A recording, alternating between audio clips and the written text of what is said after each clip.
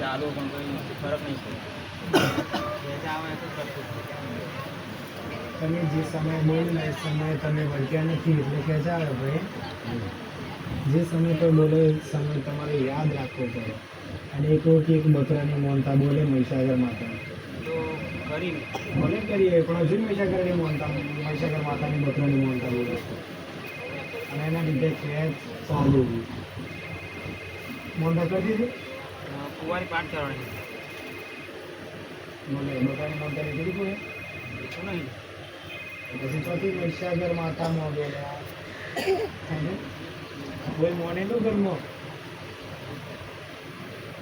ખબર નહીં બોજો માતાઓ ભૂલતી નથી. કદાચ તમે 100 વર્ષે કદાચ તકલીફ ઊભી થાય ને તો એ માતા નડે, 200 વર્ષે કે 1000 વર્ષે પણ માતા નડે નડે ને નડે. જો કદાચ તમે વ્યક્તિમાં કદાચ દાખલા તરીકે બીજાને ગમે તે કામ કાઢ્યું હોય બરાબર, દાખલા તરીકે પેલાને પૈસા આલ્યા હોય એ પૈસા તમે ભૂલી જાઓ તો એક સમય પર ચાલે. પણ જો માતા તમારું કોમ કરતી હોય, માતાએ તમારું કોમ કરી દીધું હોય અને જો તમે માતા કોમ કર્યા પછી માતાનું કીધેલું ના કરો, માતાનું મન ના રાખો તો પછી નડે કે ના નડે? નડે ને, તકલીફ ઊભી રહે ને.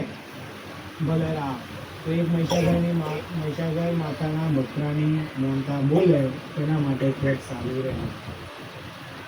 ભલે રામ મોનતા એવી લીધી કે 12 વાર નહીં ઉતારી એવું મોનતા લીધી, 12 વાર કઈ દીધું ઉતાર્યું એવું મોનતા લીધી. તમે ભૂલી સમજો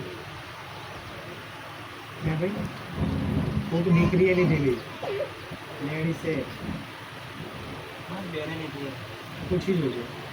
એવું કીધેલું કે 12 વાર કઈ જીવ ઉતારીશું યાર તમે તો બધું ભંગ કરી દીધા નિયમમાં.